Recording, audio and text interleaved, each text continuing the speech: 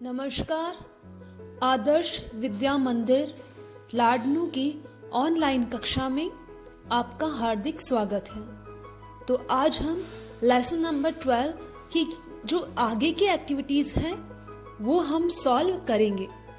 Last के videos में हमने एक्टिविटी सॉल्व की थी लेकिन आधी की थी, जिसमें हमने एक्टिविटी फर्स्ट का ए और बी ये दो क्वेश्चन सॉल्व किए थे। आज हम इस एक्टिविटी नंबर फर्स्ट को कंप्लीट करेंगे और सी और डी ये दो जो क्वेश्चन है वो हम सॉल्व करेंगे, जो कि बेहद ही आपके इम्पोर्टेंट क्वेश्चन है। तो चलिए शुरू करते हैं हम एक्टिविटी नंबर 3। ये हम आज सॉल्व करेंगे। तो देखते हैं एक्टिविटी ए का सी वाला। तो इसमें क्वेश्चन नंबर 1 है, who caught the bird. Who यानी कौन, कॉट पकड़ा, कैच यानी पकड़ना होता है। इसकी सेकंड फॉर्म होती है कॉट यानी पकड़ा। द बर्ड यानी बर्ड को किसने पकड़ा, इसका उत्तर हमें देना है। तो इसका उत्तर होगा जया कॉट द बर्ड, यानी कि जया ने बर्ड को पकड़ा।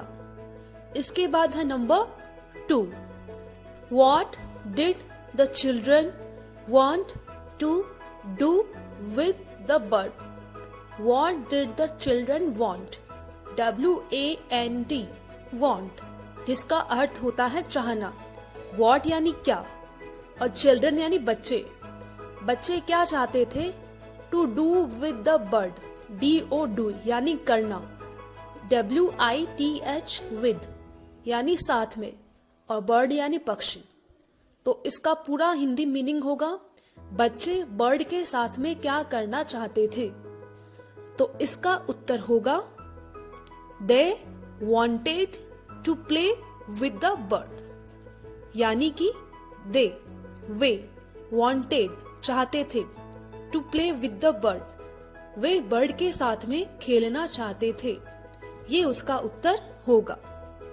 इसके बाद question number 3, who had the bird. Have यानी पास में होना, हैज हैव ये आपने पढ़ा होगा 4th क्लास के अंदर। यहाँ पे हैड था। Who had the bird, bird किसके पास में था, कौन था जिसके हाथ में या जिसके पास में वो बर्ड था। तो इसका आंसर होगा सुशील हैड द बर्ड, यानी कि सुशील के पास में बर्ड था। हमने लेसन में पढ़ा है कि जया है वो बर्ड को कैच करती है, वो पकड़ती है और पकड़ के वो उसे अपने भाई यानी सुशील को दे देती है। तो इसका उत्तर होगा क्वेश्चन नंबर 3 का उत्तर होगा Sushil had the bird. Question number 4, what advice did their mother give them. What जिसका अर्थ होता है क्या, एडवाइस सलाह, डिड देयर देयर यानी उनकी, मदर यानी माँ, गिव यानी देना और देम यानी उन्हें।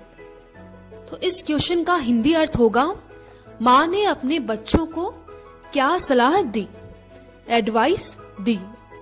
तो इसका उत्तर होगा the mother advised them that we should always be kind to all birds and animals. यानी माँ ने अपने बच्चों को, द मदर एडवाइज्ड माँ ने सलाह दी, देम उन्हें, दैट अगर बीच में आए तो उसका अर्थ होता है कि। माँ ने अपने बच्चों को सलाह दी कि we should always be kind, हमें हमेशा दयालु होना चाहिए, to all birds and animals, सभी पक्षियों और एनिमल्स जानवरों के लिए या उनके प्रति हमें दयालु होना चाहिए। ये एडवाइस जया और सुशील की माँ ने उनको दी। तो इस तरह ये क्वेश्चन नंबर 4 भी हमने सॉल्व कर लिया है। इसके बाद आता है question number 5, why should we be kind to little birds and animals. Why should, why यानी क्यों, शुड यानी चाहिए, वाई शुड वी, हमें क्यों चाहिए be kind to little birds and animals. Little यानी छोटे, बर्ड्स और एनिमल्स का आपको ऑलरेडी पता है, तो इसका पूरा अर्थ होगा कि हमें छोटे बर्ड्स और एनिमल्स के लिए काइंड क्यों होना चाहिए, क्यों ऐसा रीजन है कि रीजन क्या है कि हमें उनके लिए काइंड होना चाहिए, दयालु होना चाहिए। तो इसका उत्तर होगा because they are weak and helpless.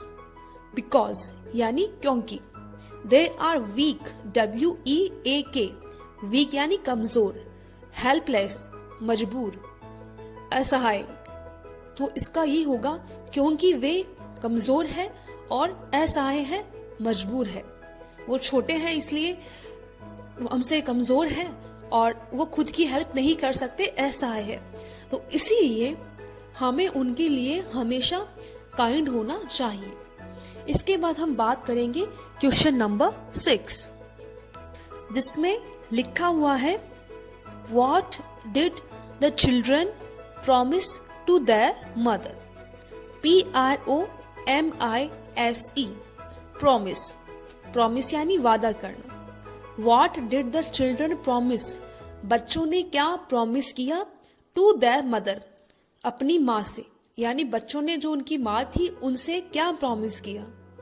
तो इसका उत्तर होगा they promised that they will always be kind to all birds and animals. यानी कि दे प्रॉमिस्ड, उन्होंने प्रॉमिस किया, दैट कि दे विल ऑलवेज बी, वो हमेशा बनेंगे, काइंड दयालु, टू ऑल बर्ड्स, सभी पक्षियों के लिए, एंड एनिमल्स, सभी जानवरों के लिए। तो इसका उत्तर इतना सा होगा। तो इस तरह हमें ये 6 क्वेश्चन लर्न भी करने हैं और इनको अपनी कॉपी के अंदर भी करना है। इसके बाद है डी वाला, टिक द करेक्ट आंसर, यानी जो सबसे सही है उसके ऊपर हमें टिक मार्क लगाना है। मदर इज, माँ है, 4 ऑप्शन दिए हुए हैं, जो सबसे सही है उसको हमें टिक करना है और जो गलत है उसको हमें क्रॉस करना है। तो चारों में देखिए, ए में लिखा हुआ है kind to her children only, वो अपने बच्चों के लिए ही काइंड थी, दयालु थी। बी में लिखा हुआ है kind to animals and birds, पक्षियों के लिए और जानवरों के लिए वो दयालु थी। सी में लिखा हुआ है unkind to puppies, unkind kind का ऑपोजिट होता है, काइंड यानी दयालु, अनकाइंड का मतलब होता है निर्दयी। पपीज यानी कुत्ते के जो छोटे बच्चे होते हैं उनको पपीज कहते हैं, तो वो उनके लिए अनकाइंड थी। और डी में लिखा हुआ है unkind to dogs and cats, बिल्लियों और डॉग्स, कुत्तों के लिए वो अनकाइंड थी। तो इसके अंदर सी और डी तो बिल्कुल ही गलत है, ये तो दोनों इनके आगे आपको क्रॉस ही करना है। ए और बी में आपको कंफ्यूजन हो सकता है, तो इसके अंदर देखिए ए वाले में लिखा है कि वो केवल अपने बच्चों के लिए ही काइंड थी, बाकी किसी के लिए भी वो काइंड नहीं थी। ये तो गलत ही है क्योंकि वो बर्ड्स और एनिमल्स के लिए भी काइंड थी। और बी में केवल इतना लिखा हुआ है कि वो बर्ड्स और एनिमल्स के लिए काइंड यानी दयालु थी। तो इसके अंदर क्या करना है आपको सही, इसके अंदर बी वाला आपको सही करना है। ए, सी और डी ये चारों आपके क्या होंगे, ये चारों आपके रॉन्ग होंगे। तो आज के लिए इतना ही, बाकी की जो एक्टिविटी है वो हम नेक्स्ट वीडियो के अंदर सॉल्व करेंगे। Thank you.